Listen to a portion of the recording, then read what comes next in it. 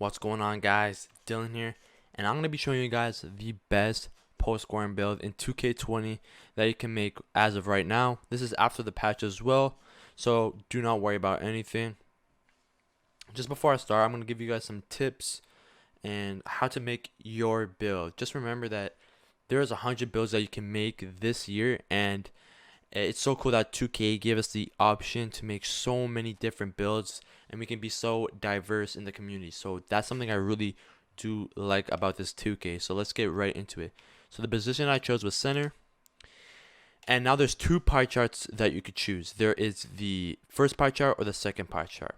If you're most likely a slasher, you want to be an inside or more like a slashing post scorer from last year, I would definitely go with this pie chart.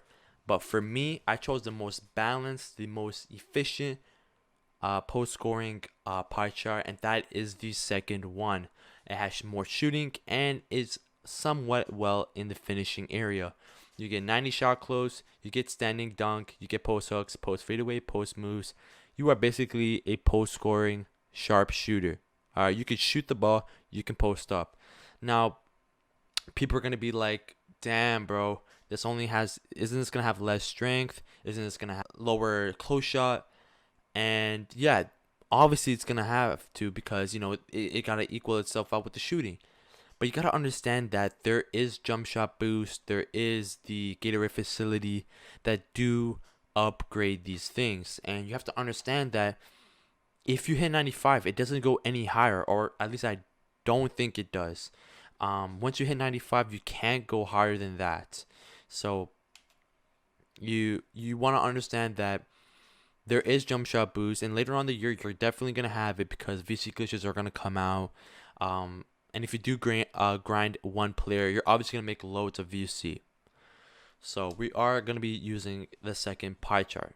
So now for the physical profile. Very simple, but people overlook on what they're trying to do. You're a post scorer. You gotta understand that your speed is gonna be downgraded to the max because of your height, depending on your height, and your wingspan, and your weight. You gotta understand that these things will determine your speed, your strength, and your vertical. Being a center, you want to have the most strength and the most vertical. Speed and acceleration, you should not give a shit about, because being a center, you're going to be the slowest person no matter what. And you have to understand that. So the best one is going to be the second one because it has the most strength, and it also does have the most vertical. As you can see, just skimming right through them, obviously. Now, you might be complaining, "Yo, I want my guy to have 90 strength." We're going to get there because of the height and everything. It will increase it, so you will definitely have a 95 strength. But so this is where everything makes you. You have to understand that there's not gonna be a demigod build. You have to understand that everybody's gonna be different. One YouTuber might do this, another YouTuber might do this, and it's gonna be completely different. Now, maybe that's not the best example, but everybody's gonna have different bars where they can have their highest potential. And if you do see a YouTuber and he's godlike, but you're off by like 5, you have to understand that 5 is not going to make such a huge difference. And you have to understand that. Something I did mess up, I did make a build similar to this. And I put way too many playmaking badges on it. And I had 20 playmaking badges on my post scorer and 1 defensive badge on my post scorer. So it was just out of order. It was so messed up. I scratched that build because it was just not worth it on the one score. So you have to understand what badges you want.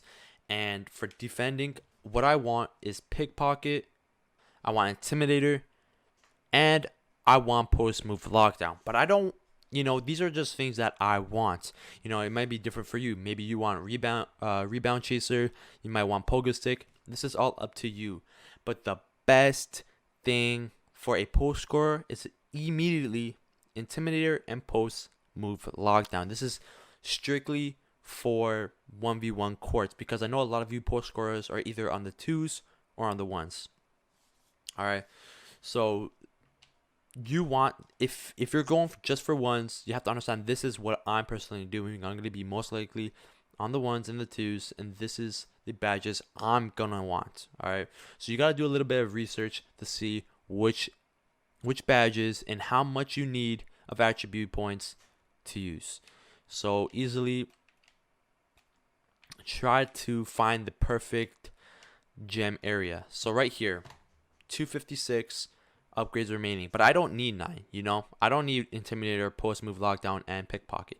Even though I want to, it takes way too many of my attribute points, so I gotta lower it down. So I'm gonna lower it down to 6, but don't just stop there. Leave it to the point where your next upgrade should be automatically a 5. So if I go down 1, it should be 5. So you want to be right on the tip. All right, no homo. Okay, so 6, perfect. So you have to understand that you might be like, you want more steals, you want your lateral quickness up, but it's gonna waste too many attribute points.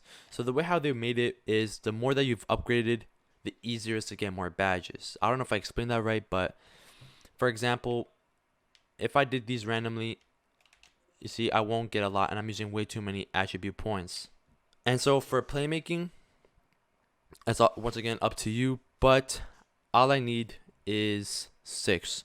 So what I'm putting into those is Unpluckable and Post Move Technician. So I'm putting into post moves, obviously, because this is something you need as a post scorer. And I would put it to ball handling, but I only go up to 5 and have 206 remaining. See, but the trick here you can do is put it to passing, and you would have 212 points remaining. So you got to be really smart on how you use your points this year. So now for the shooting, this is all up to you. Shooting and finishing, you're going to have around 18 to 20 for either one. It really depends on how you want to make your guy this year. So I'm going to max it out, but you never want to max it out completely. And I want to have around 18 badges. And you got to see which badges you want.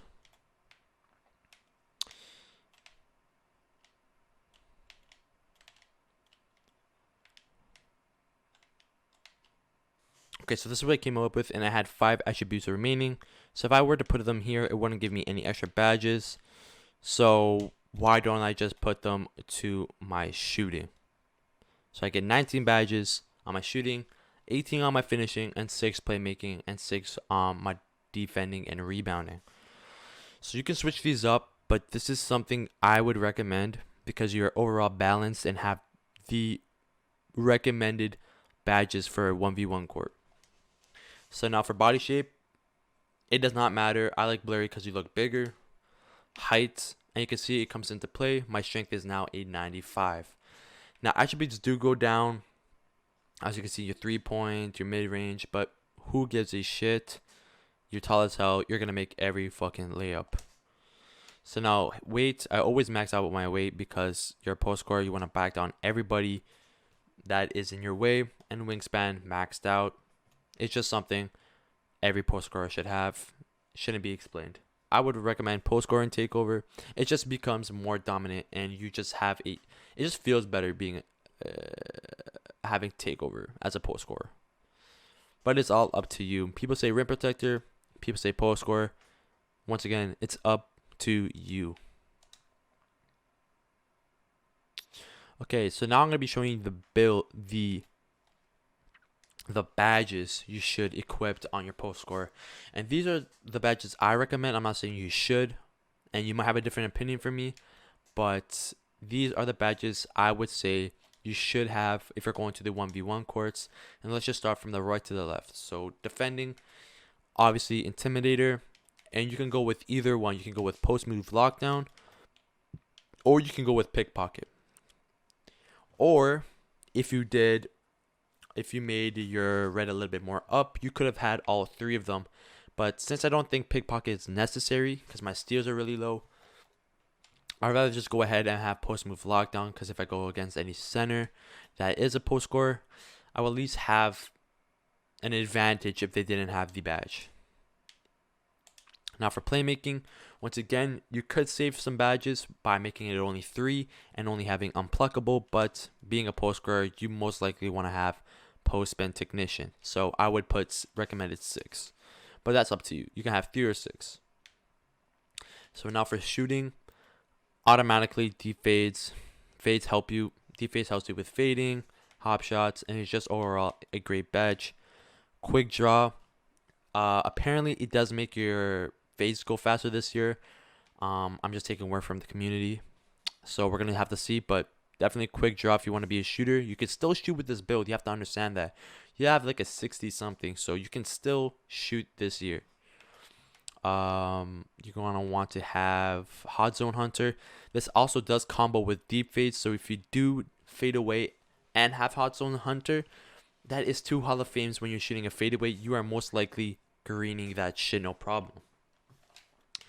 So this is where it gets into a tricky situation, and you can choose to have Deadeye, Green Machine, and so on.